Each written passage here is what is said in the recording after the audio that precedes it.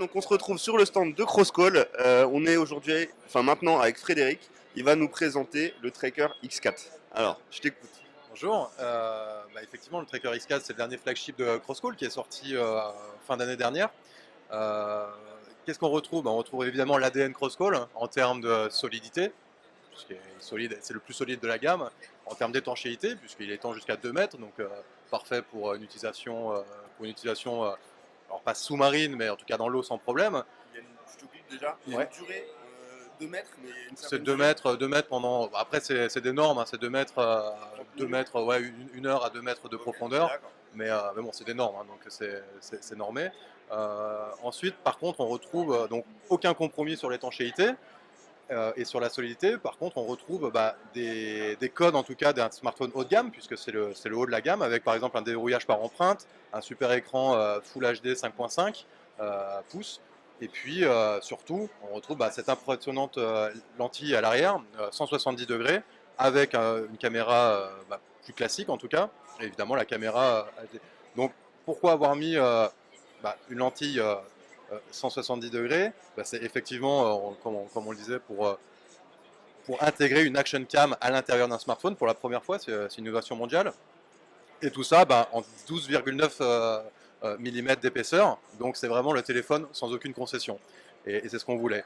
Maintenant, deux grosses améliorations par rapport à la précédente gamme, c'est déjà la qualité de l'appareil photo, puisqu'on arrive à atteindre un score DxO à 85 en photo et 86 en vidéo, ce qui est pas mal, même si on pense aller plus loin bientôt, évidemment. Et surtout l'application Xcam. Donc l'application Xcam, c'est pour la première fois la possibilité de filmer, par exemple en tenant mon téléphone droit, de filmer en landscape. Donc c'est un peu la fin de, voilà, en 16 neuvième, mais tu vois, je tiens mon téléphone complètement vertical et je peux filmer en landscape. Évidemment, je peux changer ça, par exemple, si j'ai envie de faire une vidéo pour Facebook. Et là, on va retrouver, par exemple, la possibilité de, voilà ce que c'est un angle normal. On va avoir un angle à 110 degrés, un angle à 140 degrés et un angle jusqu'à 170 degrés, et qui nous permet de faire des choses plutôt intéressantes comme l'hyperstab, qui est une des premières innovations qu'on met en place. L'hyperstab, c'est, imagine que tu es en train d'enregistrer dans des conditions un peu outdoor, de sport extrême, de ski, de snowboard, peu importe. Tu vas voir que la vidéo, en fait, on a voulu qu'il n'y ait aucune concession sur la qualité de vidéo, et tu vas voir que ta vidéo reste complètement stable, c'est-à-dire qu'on verrouille l'horizon, donc comme si on avait un gimbal ou un steadicam complètement intégré, donc sur la partie software du truc. Ensuite, c'est la possibilité de proposer quelques modes d'enregistrement pour augmenter la créativité des vidéos. Donc on va retrouver un mode dynamique et le mode classique, Full HD 30 images par seconde par exemple. Et ensuite, le slow motion, le time-lapse, mais une nouvelle petite innovation, c'est la dashcam. On s'est inspiré un peu de ce qu'on retrouve dans les voitures, qui peuvent enregistrer juste avant un accident la dernière minute de ce qui s'est passé. Et ben nous, on a intégré ce produit, en tout cas cette fonctionnalité à l'outdoor, ce qui permet que, à la rigueur, quand je enregistre sur mon chest et que j'ai ma journée de ski, je filme en continu. Mais lorsque j'appuie sur le bouton, au lieu de commencer un nouvel enregistrement de ce qui va se passer, ça va enregistrer seulement les 30 dernières secondes ou la dernière minute de ce qui s'est passé. Donc en fait, c'est un film en continu. Exactement. Au moment où tu appuies, ça garde que les 30 dernières secondes. Effectivement, ça enregistre en mémoire tampon, et toutes les 30 secondes ou les 60 secondes selon le paramétrage, la mémoire tampon est effacée et on attaque un nouveau cycle, en tout cas d'enregistrement. Ce qui fait que le bénéfice, il est évident, c'est-à-dire qu'en fin de journée, au lieu d'avoir 5 heures de film à dérusher comme sur une action cam traditionnelle, on n'a que, on va dire, 5, 6, 7 vidéos de 30, 60 secondes, donc c'est beaucoup plus facile pour avoir le moment. Voilà.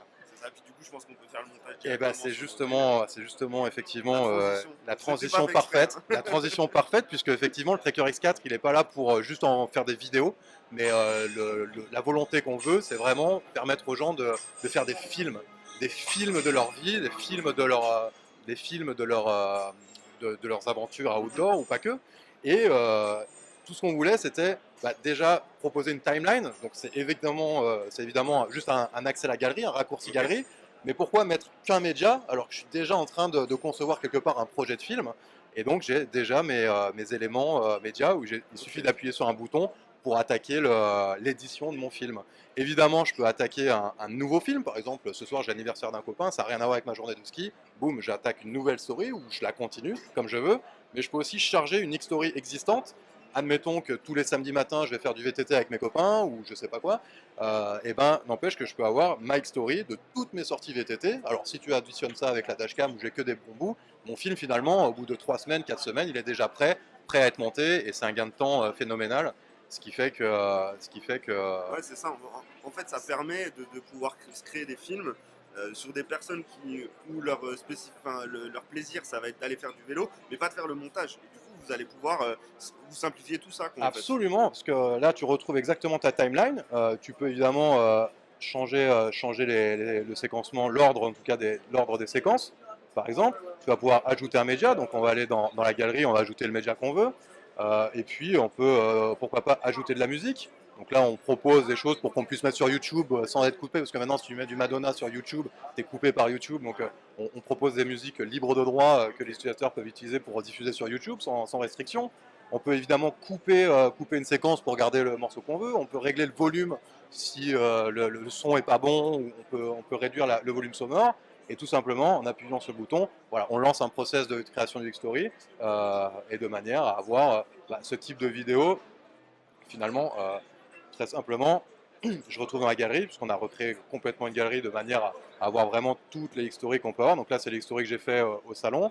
Et puis, on va retrouver, je sais pas moi, une X-Story que j'ai fait à la montagne le week-end dernier, où on va me retrouver en train de faire, je sais pas moi, tu vois, de la luge avec ma fille, ou voilà, ce genre, ce genre d'éléments. Ça nous permet déjà de remarquer la stabilité du produit. Absolument. Et surtout la qualité aussi bien de l'image qui a été filmée, mais de l'écran qui est proposé sur votre mobile. Voilà, et avec ce grand angle 170 degrés, tu vois, je n'ai aucun accessoire, c'est le smartphone, et j'avais pas prévu finalement de faire une vidéo, donc j'avais pas de GoPro, j'étais pas dans une démarche de faire une vidéo, mais n'empêche que quand j'envoie ça aux grands-parents de ma fille, enfin à mes parents, ils sont ravis et ils préfèrent 10 fois ça que quelques photos, tu vois, ça permet vraiment un montage basique, mais on est vraiment dans le truc. Alors évidemment, en projet, je ne vous cache pas qu'on a des grosses ambitions pour améliorer l'expérience et puis vraiment faciliter l'accès justement à la création d'un vrai film de sa vie outdoor et vraiment pour pouvoir proposer de transmettre des émotions. Et donc voilà, on a beaucoup de challenges qui nous attendent pour la suite. Et un petit dernier truc, Bien parce sûr. que du coup, moi je pense que c'est aussi un des points forts, mais ça serait bien qu'on en parle à tout le monde.